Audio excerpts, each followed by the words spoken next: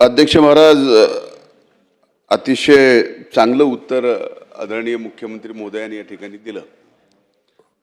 मी बोलत असताना सांगितलं होतं की परळी औक्षणिक विद्युत केंद्र हे एमओडी मधून काढावं लागेल। याचा अर्थ महाराष्ट्रात कुठलंच थर्मल पॉवर स्टेशन एमओडी मधून काढलं नाही का?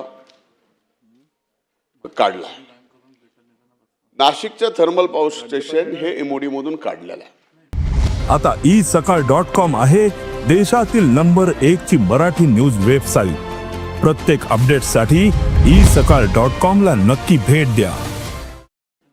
आज मी आपल्याला दोन गोष्टीचे, जसे आपण सांगितलं की नववा संच उभा राहिल्यानंतर निर्मितीचं कसं नुकसान होईल, तसं मी आपल्याला 2 मिनिटांमध्ये आपल्याला सांगतो की नववा संच उभा केल्यामुळं आणि 6, 7, 8 हे 3 संच एमओडी मधून काढल्यानंतर तुमच्या निर्मितीमध्ये निर्माण झालेल्या विजेचं आणि ज्यावेळेस आपण ट्रान्झिट करतो, वितरित करतो, हा वितरणाचा जो लॉस आहे तो कमी करण्यासाठीच परळीचं थर्मल पॉवर स्टेशन त्या सेंटरला ठेवलं।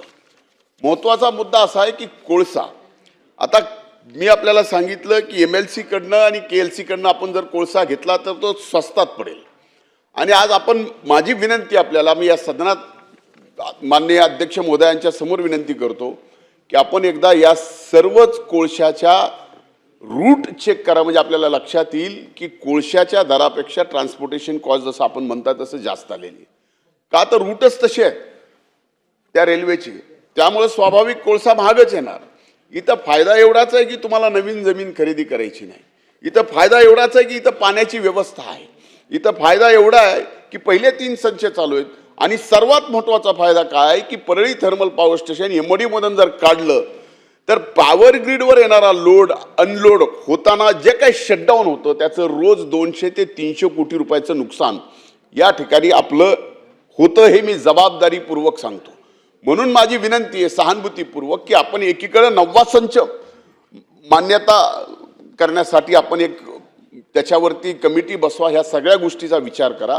आम्ही एमओडी मधून काढा म्हणत नाही, आम्ही एमईआरसी कडे अपील केलं।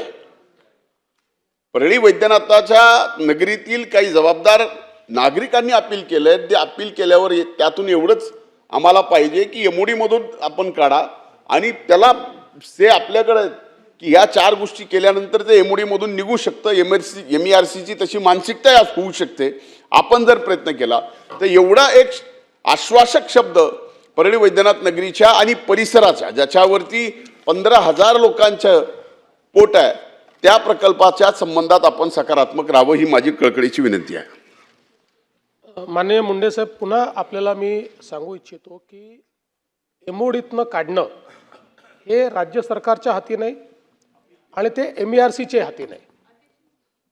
जसं आपण सांगितलं की नाशिक एमओडीतनं बाहेर काढलं, नाशिक एमओडीतनं बाहेर काढलेलं नाही, उलट अनेक वेळा तर आपले जे कोळशाच्या जवळचे आहेत, म्हणजे कोराडी असेल किंवा चंद्रपूर असेल, अशी आपल्यावर स्थिती येते की कधी कधी आपले जे पीपी आहेत त्याची वीज त्याच्यापेक्षा स्वस्त होते आणि काही काळ 10% आपल्याला ती पण बंद करावी लागतात। आता ही प्रोसेस जी आहे ही कोणाच्या हातातली प्रोसेस नाही आहे। आपला लोड डिस्पॅच सेंटर जे आहे ते लोड डिस्पॅच सेंटर, आपला जो काही पीपी आहे तो पीपी आहे, या सगळ्याची एक ऑटोमेटेड प्रोसेस आहे। त्यामुळे कुठल्याही आवरली बेसिसवर जी सगळ्यात स्वस्त वीज आहे ती आपल्याला घ्यावी लागते, जी सगळ्यात स्वस्त आहे। आणि हा प्रॉब्लेम आहे की याची वीज ती स्वस्त होऊ शकत नाही, कारण आपण किती रॅशनलाइज केलं तरी परळी आपलं अशा ठिकाणी आहे की ज्या ठिकाणी कोळसा दुरूनच आणावा लागतो, याच्या आसपास कुठे कोळसा नाही, त्यामुळे तो दुरूनच आणावा लागतो आणि म्हणून इथला हा प्रॉब्लेम आहे। आपण जसं म्हटलं, आपण हा का ठेवलेला आहे तर पीक लोडच्या वेळी आपल्याला जेव्हा आवश्यकता असते त्यावेळी आपलं लोड डिस्ट्रीब्यूट करण्याकरता आपण हा ठेवलेला आहे।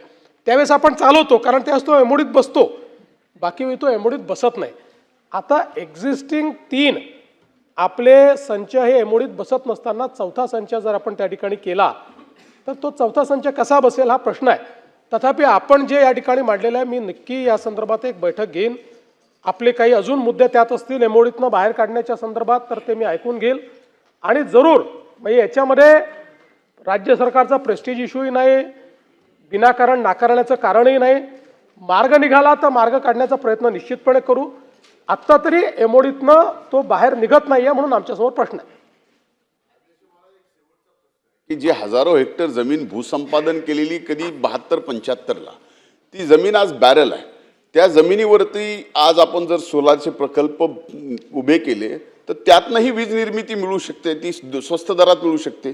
ते तर आपण आज त्या प्रकल्पाला तरी सकारात्मक उत्तर द्यावं. निश्चितपणे तिथे सोलरचा प्रकल्प उभारण्यात येईल 100%. देश विदेशातील प्रत्येक घडामोडींचे लाईव्ह अपडेट मिळवण्यासाठी आता साम टीव्हीच्या सर्व सोशल मीडिया प्लॅटफॉर्मला लाईक, फॉलो आणि सबस्क्राईब करा. तसंच सर्व नोटिफिकेशनसाठी बेल आयकॉन प्रेस करायला विसरू नका.